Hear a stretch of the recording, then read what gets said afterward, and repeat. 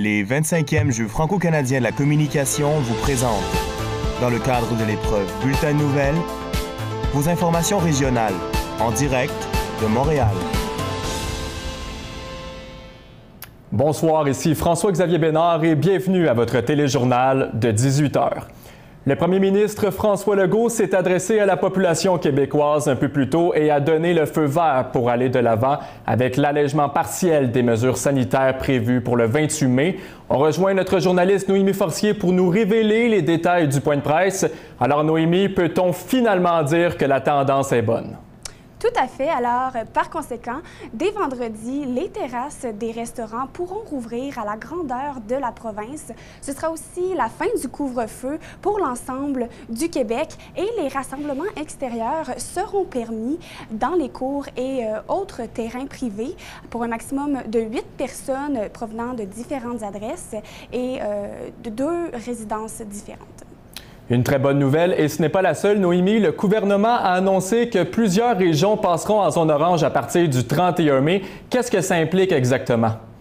Alors, on parle ici de la réouverture des salles à manger, des restaurants, la réouverture des centres d'entraînement pour les régions comme la Capitale-Nationale, la Montérégie, les Laurentides, la Naudière et l'Outaouais, entre autres.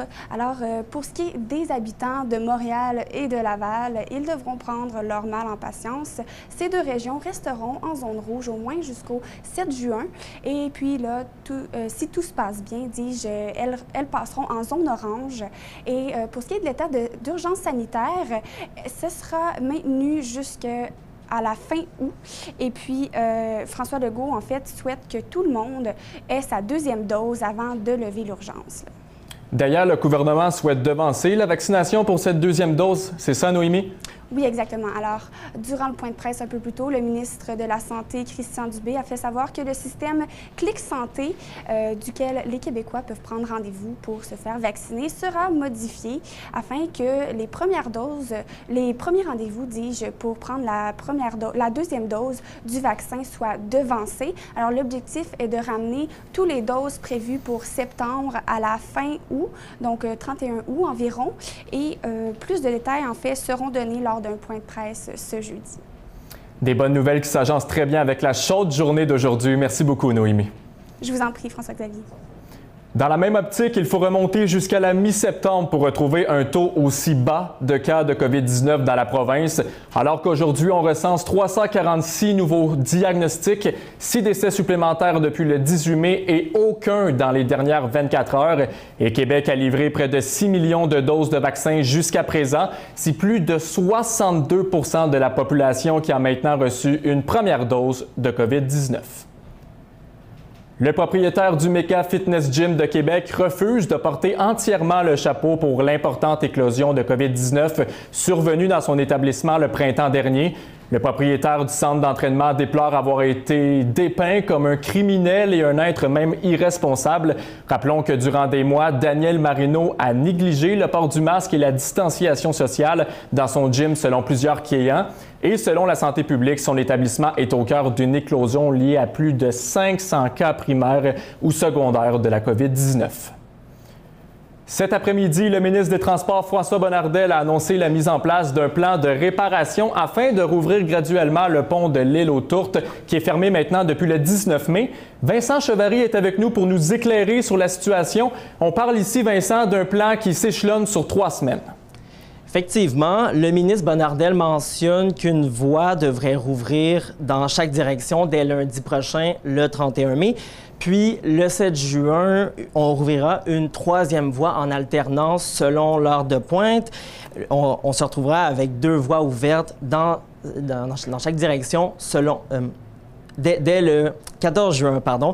Et finalement, le 21 juin, tout devrait être revenu à la normale avec la réouverture complète des 6 voies. Bien entendu, le ministre Bonnardel s'est montré prudent aujourd'hui. Il mentionne que cet échéancier est conditionnel au bon déroulement des travaux de réparation qui ont lieu actuellement 24 heures sur 24, 7 jours sur 7. Le ministre a aussi mentionné à maintes reprises que malgré la fermeture fermeture, le pont est très sécuritaire et qu'il n'y a aucun risque d'effondrement. Rappelons que le ministère des Transports a dû fermer d'urgence le pont de l'île aux Tourtes jeudi dernier suite à un bris accidentel d'une quarantaine de tiges de fondation. Également, Vincent, une trentaine d'écoles primaires et secondaires dans le secteur Vaudreuil-Dorion et de l'île Perrot ont dû fermer leurs portes aujourd'hui. Oui, 14 écoles demeureront fermées dans lesquelles, bien sûr, on mettra en place un enseignement à distance, alors que dans 22 écoles, les enfants pourront réintégrer les classes dès demain, malgré les retards occasionnés par la fermeture du pont. Hier, le Centre de services scolaires des Trois-Lacs avait annoncé la fermeture temporaire de ces écoles afin d'évaluer si elles étaient encore en mesure de poursuivre l'enseignement en personne. Dans un communiqué, le Centre de services scolaires des Trois-Lacs a justifié cette décision par le fait que la configuration géographique desservie par l'organisme a un effet direct sur le déplacement des élèves et des employés entre la maison et l'école. Malheureusement, bien des parents considèrent que c'est la goutte d'eau qui fait déborder le vase en cette année scolaire, avouons-le, déjà assez difficile. Et le ministre Bonnardel a rappelé, Vincent, que les mesures d'atténuation mises en place suite à la fermeture du pont allaient être maintenues afin de diminuer la congestion routière. Oui, tout à fait. Ces mesures resteront en place jusqu'à la réouverture complète du pont. Lundi soir, le transporteur EXO avait affirmé que des arrêts et des trains supplémentaires allaient être ajoutés sur la ligne de train de banlieue de Vaudreuil-Hudson. Le gouvernement Legault avait aussi annoncé qu'une gratuité tarifaire allait être mise en place sur cette même ligne de train et que le péage sur l'autoroute 30 allait être suspendu temporairement. Il est important de mentionner, François-Xavier, que chaque jour, 70 000 véhicules passent quotidiennement sur cette partie de l'autoroute 40, elle qui représente un axe routier majeur dans le transport des marchandises entre le Québec et l'Ontario. Cette fermeture occasionne donc un véritable casse-tête logistique et force les gens à se rediriger vers les autoroutes 20 et 30, ce qui engorge considérablement la région métropolitaine de Montréal. Le gouvernement a maintenant 3 plans pour réparer le plus rapidement possible le pont à l'île de Tourte, ce qui représente une tâche colossale. Merci pour ces éclaircissements, Vincent. Au plaisir. Après plus de 10 jours de bombardements incessants entre Israël et les groupes armés palestiniens, le Hamas et le Djihad islamique ont confirmé la semaine dernière qu'un cessez-le-feu avait été conclu et qu'il était entré en vigueur dans la nuit de jeudi à vendredi. Le professeur titulaire à l'École de politique appliquée de l'Université Sherbrooke et également directeur de l'Observatoire sur le Moyen-Orient et l'Afrique du Nord et la chaire Raoul Dandurand en études stratégiques et diplomatiques, Sami Aoun est avec nous pour nous décortiquer cet enjeu extrêmement complexe. Monsieur Aoun, bonsoir. Bonsoir. Selon les estimations, Monsieur Aoun, les bombardements auraient causé du moins 232 morts palestiniens et 12 morts du côté israélien, sachant que l'animosité est encore un peu vive des deux côtés. Est-ce qu'on peut réellement espérer que cette entente va durer? C'est ce qu'il faut espérer, certainement. C'est un cessez-le-feu comme d'autres, mais il faut aussi certainement le consolider, le prolonger par ouvrir l'horizon politique. C'est ce que justement l'initiative diplomatique de l'Égypte est en train de faire. Et en ce sens, il y a des conditions rencontrées qu'on pourrait dire qu'il y a un certain optimisme quand même limité. Mais il y a aussi une prise de conscience de la limitation de la puissance et que la violence en tant que telle ne peut pas aboutir à plus de ce qu'on est arrivé à ce moment. Mais justement, M. Aoun, depuis un mois, quels événements ont mené à cette soudaine recrudescence des violences?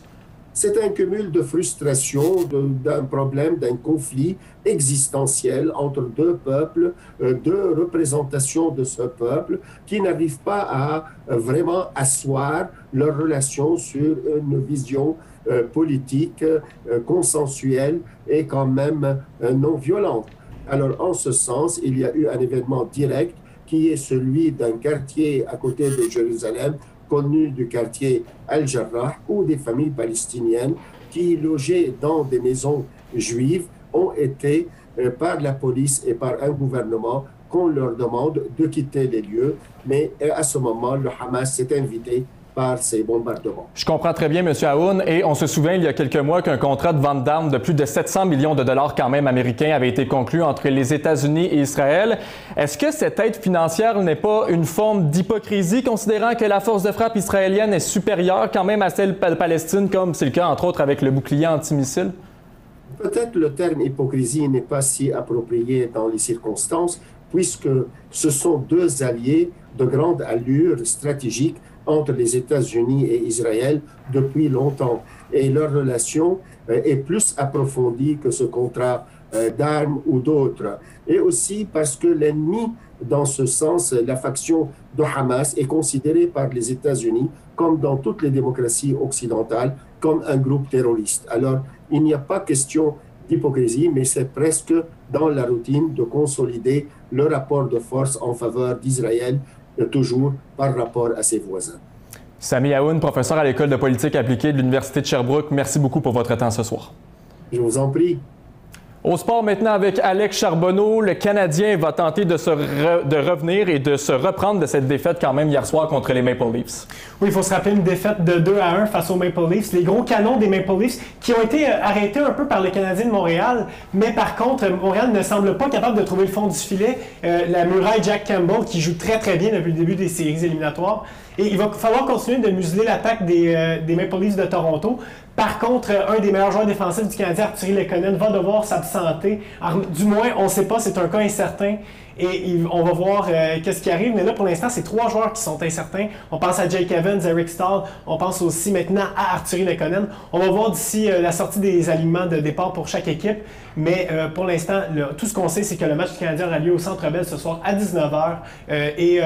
Ailleurs dans la LNH, l'autre match des séries éliminatoires ce soir opposera les Predators de Nashville aux Hurricanes de la Caroline. Ce sera le match numéro 5 de la série à Raleigh. Et on se croise les doigts parce qu'un match numéro 6 quand même devant spectateurs au Centre Bell éventuellement. Ailleurs dans la LNH, maintenant, les Oilers d'Edmonton ont été blanchis en 4 lors de leur série contre les Jets de Winnipeg. Mais heureusement, Connor McDavid réitère le fait qu'il veut rester à Edmonton. Oui, et un vrai capitaine, il a vraiment pris les devants il a vraiment essayé tout pendant les séries. Il a marqué quand même 1 point par match, mais c'était pas suffisant quand l'équipe derrière lui n'est pas capable de contribuer autant que lui. Par contre, c'est une bonne nouvelle pour les Oilers d'Edmonton. Surtout que là, Leon Draisaitl aussi a confirmé qu'il voulait revenir et il voulait apprendre des erreurs. Le seul cas incertain en ce moment qui est un petit peu inquiétant, c'est Ryan Nugent-Hopkins. Le premier choix au repêchage de 2011 est un cas incertain encore. Il va être agent libre à la fin de la saison. Peut-être, mon impression à moi, ça va être qu'il va visiter le marché des joueurs autonomes pour savoir qu'est-ce qu'il peut aller chercher ailleurs. Et rapidement, les partisans de la LSGMQ sont gâtés. Il y aura des spectateurs lors de la finale. Oui, ça se passera au centre Vidéotron, seulement à partir du match numéro 2, donc le samedi 29 mai. La série qui va opposer les Foreurs de Val-d'Or et le vainqueur de ce soir entre les Tigres de Victoriaville et les Highlanders de Charlottetown. Merci beaucoup, Alex Charbonneau. Ça fait plaisir. Et voilà ce qui complète votre bulletin d'information de 18h. Merci beaucoup d'avoir été des nôtres et passé une très belle soirée à notre antenne. Au revoir.